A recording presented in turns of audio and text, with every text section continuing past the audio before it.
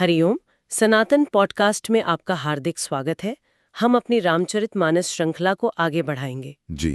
पिछली चर्चा में हमने रावण और विभीषण के संवाद को समझा था और आज हम उस संवाद के परिणाम और रामचरितमानस के एक बहुत ही महत्वपूर्ण मोड़ पर बात करेंगे। विभीषण का श्री राम की शरण में आना। बिल्कुल।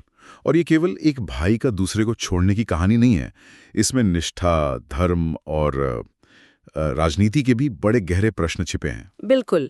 रावण ने जब अपने छोटे भाई की नीतिपूर्ण बातें नहीं मानी तो बात सिर्फ असहमति पर नहीं रुकी। नहीं, बिल्कुल नहीं। क्रोध में आकर रावण ने भरी सभा में विभीषण का अपमान किया। हाँ। उन्हें लात तक मार दी। हाँ, और किसी भी व्यक्ति के लिए ये आत्मसम्मान पर सबसे बड़ा आघात है। और यही रावण के अहंकार और उसके पतन की शुरुआत है। वो सत्य को स्वीकार ही नहीं कर पा रहा। पर उससे भी अद्भुत है विभीषण का चरित्र। सही बात है। अपमानित होने के बाद भी वो क्रोध या प्रतिशोध की भावना नहीं दिखाते। वो तो बार बार रावण के चरण ही पकड़ते हैं। यहाँ गोस्वामी जी संत के स्वभाव की पराकाष्ठा दिखाते हैं। और वो भी शिवजी के माध्यम से कहलवाते हैं, उमा संत कई इह ही बढ़ाई, मंद करत जो करे भलाई, तुम्हा पितु सरीस भले ही मोही मारा, राम भजे हितनाथ तुम्हारा। कितना गहरा भाव है। शिवजी कह रहे हैं कि संत की महानता इसी में है कि जो बुरा करता है वो उसका भी भला ही सोचता है। और विभीषण वही कर रहे हैं। जी, वो कह रहे हैं आप पिता के समान हैं, आपने मुझे मारा ये भी अच्छा ही किया, परंतु हे नाथ, आपका असली हित तो श्री राम को भजने में ही है। मतलब अपने अपमान को भूलकर भी वो रावण के कल्याण की ही चिंता कर रहे हैं। बिल्कुल। पर जब विभीषण को यह निश्चित हो गया कि रावण अब किसी भी तरह नहीं मानेगा, तब उन्होंने लंका छोड़ने का निर्णय लिया। पर वो चुपचाप नहीं गए। उन्होंने भरी सभा में सबको सुनाकर एक घोषणा की। हाँ।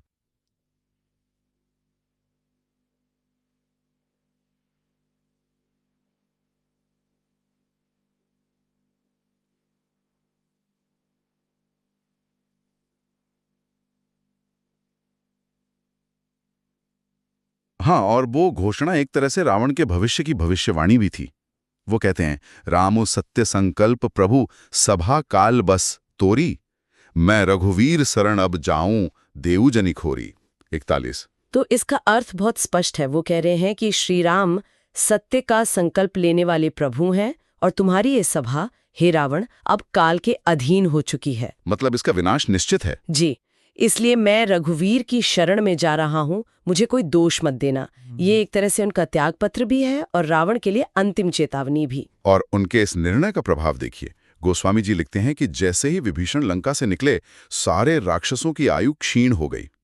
ये बहुत बहुत प्रतीकात्मक है। अस कही चला विभीषणु जबहे, आयुहीन भय सब तबहे, साधु अवज्ञा तुरत भवानी, कर कल्याण अखिल के हानि। तो मतलब धर्म और नीति के प्रतीक विभीषण के जाते ही लंका का पुण्य और आयु दोनों समाप्त हो गए।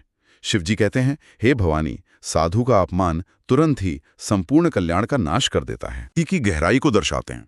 वो सोच रहे हैं कि मैं जाकर भगवान के उन कोमल चरणों के दर्शन करूंगा, जिनका स्पर्श पाकर अहिल्या तर गईं, जिन्होंने दंडक वन को पवित्र किया। हाँ, और तुलसीदास जी ने इसे कितनी सुंदरता से लिखा है। जे पद परसी तरी ऋषि नारी, दंडक कानन पावनकारी, जे पद जनक सुता उर्लाए, कपट कुरंग संग धर धाय, हर उर सर सरोज पद जेई, अहो भाग्य में देखी हूं तेई। अद्भुत। वो उन चरणों का स्मरण कर रहे हैं जिन्हें माता सीता अपने हृदय में धारण करती हैं, जिन चरणों से प्रभु मायावी मृग के पीछे दौड़े थे, और जो चरण कमल स्वयं महादेव के हृदय सरोवर में खिलते हैं। विभीषण सोच रहे हैं, मेरा कितना बड़ा सौभाग्य है कि मैं उन्हीं चरणों को आज अपनी आंखों से देखूंगा। और ये भाव आगे और भी गहरा हो जाता है जब वो भरत जी का स्मरण करते हैं। जिन पायन के पादुकनी भरतु रहे मन लाए, ते पद आज बिलोकिया हूँ इन नयन ने अब जाए। 42। हाँ। वो सोच रहे हैं कि जिन चरणों की पादुकाओं में भरत जी 14 वर्षों से अपना मन लगाए हुए हैं, मैं आज उन्हीं साक्षात चरणों को देखने जा रहा हूँ। ये शरणागति की तैयारी है। हाँ। वो अपने मन को पूरी तरह से प्रभु के प्रति समर्पित करते हुए जा रहे हैं। हाँ।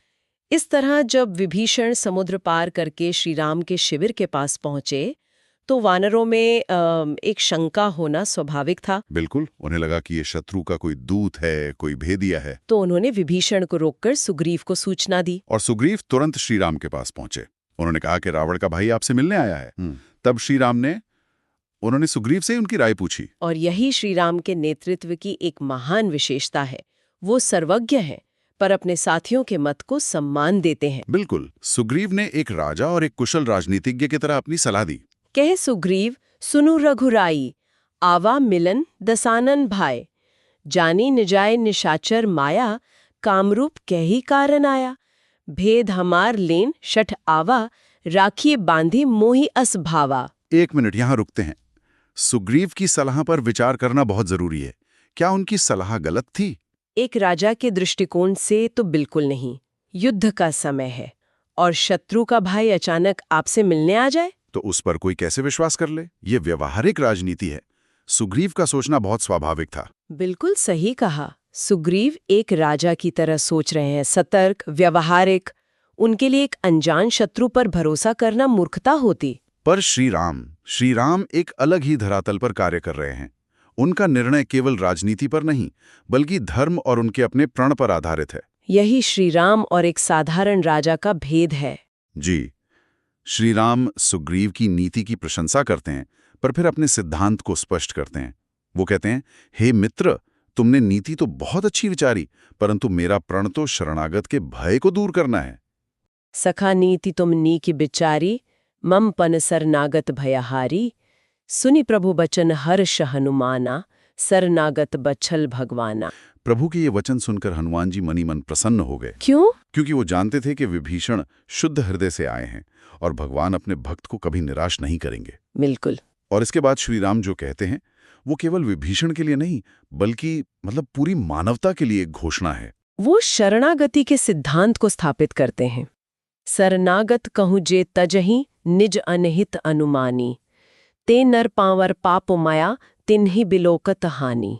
सोचिए, कितनी बड़ी बात कह दी प्रभु ने कि जो लोग केवल अपने अहित की आशंका से शरण में आए हुए का त्याग कर देते हैं, वे क्षुद्र और पापी हैं।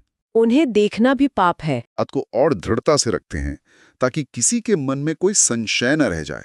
कोटि ब्रिप्र बद लागहि जाहू, आए शरण तजो नहीं ताहू, सन्मुख होई जीव मोहि जबहि, जन्म कोटि अघ नासहि तबहि। ये भगवान की करुणा की चरम सीमा है। वो कह रहे हैं कि जिस पर करोड़ों ब्रह्म हत्या का पाप भी लगा हो, अगर वो मेरी शरण में आ जाए तो मैं उसे भी नहीं त्यागता। जीव जैसे ही मेरे सम्मुख होता है, उसके करोड़ों जन्मों के पाप नष्ट हो जाते हैं। फिर वो एक बहुत ही सुंदर तर्क देते हैं। वो कहते हैं कि जो पापी होता है उसे मेरा भजन सुहाता ही नहीं। यदि विभीषण का हृदय दुष्ट होता तो वो मेरे सामने आ ही नहीं सकता था। निर्मल मन जन सो मोहि पावा, मोहि कपट छल छिद्र न भावा, भेद लेन पठवा 10 सीसा, तबहु न कछु भय हानि कपीसा। और फिर वे सुग्रीव को आश्वस्त करते हैं कि चलो एक क्षण के लिए मान भी लें कि रावण ने उसे भेद लेने भेजा भी है, तब भी हमें कोई भय नहीं है। प्रभु की आज्ञा पाकर हनुमान जी और अंगद कृपालु श्री राम की जय का उद्घोष करते हुए विभीषण को आदर सहित लेने चले। और जब विभीषण ने दूर से श्री राम और लक्ष्मण को देखा तो वो बस देखते ही रह गए। तुलसीदास जी उनके दिव्य स्वरूप का वर्णन करते हैं। विशाल भुजाएं, कमल जैसे नेत्र, सिंह जैसे कंधे। जी, और विभीषण के लिए ये एक सत्य का क्षण था। भगवान के स्वरूप को देखकर विभीषण के नेत्रों में आंसू आ गए। उन्होंने अपना परिचय दिया और देखिए किस दीनता के साथ। अन्नाथ दसानन कर मैं भाता, निसिचर बंस जनन सूत्राता, सहज पाप प्रिय तामस देहा, जथा उलू कही तम पर नेहा। वो कह रहे हैं कि मेरा जन्म ही राक्षस कुल में हुआ है, मेरा शरीर तामसी है, मुझे तो पाप वैसे ही प्रिय है जैसे उल्लू को अंधेरा। इस गहरी विनम्रता के बाद वे अपने आने का कारण बताते हैं। श्रवण सुजस सुनि आयऊ प्रभु भंजन भवभीर, त्राही आरती हरन, शरण सुखद रघुबीर। 45 मैं कानों से आपका सुंदर यश सुनकर आया हूं कि आप जन्म मरण के भय को मिटाने वाले हैं। हे दुखियों के दुख दूर करने वाले, मेरी रक्षा कीजिए। और ऐसा कहकर जब विभीषण ने दंडवत प्रणाम किया तो प्रभु श्रीराम तुरंत उठे और उन्हें अपनी विशाल भुजाओं से उठाकर हृदय से लगा लिया। ये एक अद्भुत दृश्य था जिसे उनका अपना भाई अपमानित करके निकाल देता है, उसे स्वयं परमेश्वर गले लगा रहे हैं। श्री राम ने उन्हें अपने पास बैठाकर कहा, हे लंकेश, परिवार सहित अपनी कुशल कहो, तुम्हारा निवास तो बहुत ही बुरी जगह पर है। और फिर वे संगति के महत्व पर एक बहुत बड़ी बात कहते हैं। हे तात, नरक में रहना कहीं अच्छा है, परंतु विधाता कभी किसी को दुष्ट का संग ना दे। ये दिखाता है कि श्रीराम जानते थे कि विभीषण किन कठिन परिस्थितियों में अपना धर्म निभा रहे थे। विभीषण कृतज्ञता से भर गए। उन्होंने कहा, हे रघुनाथ जी, आपके चरण कमलों के दर्शन करके अब मैं हर प्रकार से कुशल से हूँ। और फिर वे ज्ञान और भक्ति का एक अद्भुत सिद्धांत बताते हैं। तब लगी कुशल न जीव कहूँ, सपने हूँ मन विश्राम। जब लगी भजत न राम कहूँ, शोक धाम तजी काम। 46। मतलब जब तक जीव सांसारिक कामनाओं को छोड़कर श्रीराम को नहीं भजता, तब तक उसे न तो कुशलता मिलती है और न ही स्वप्न में भी शांति। बिल्कुल।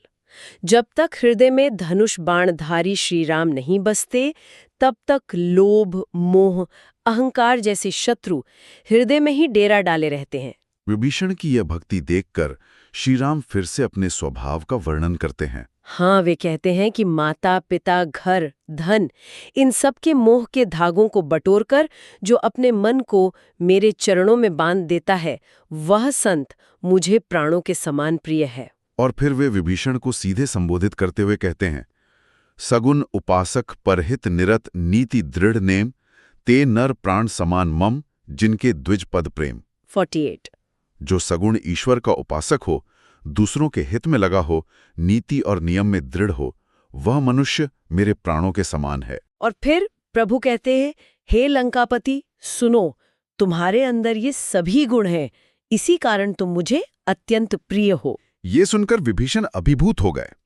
उन्होंने कोई सांसारिक वस्तु नहीं मांगी जी, केवल एक ही चीज मांगी, भगवान की निर्मल भक्ति, जो शिवजी को भी प्रिय है। जी।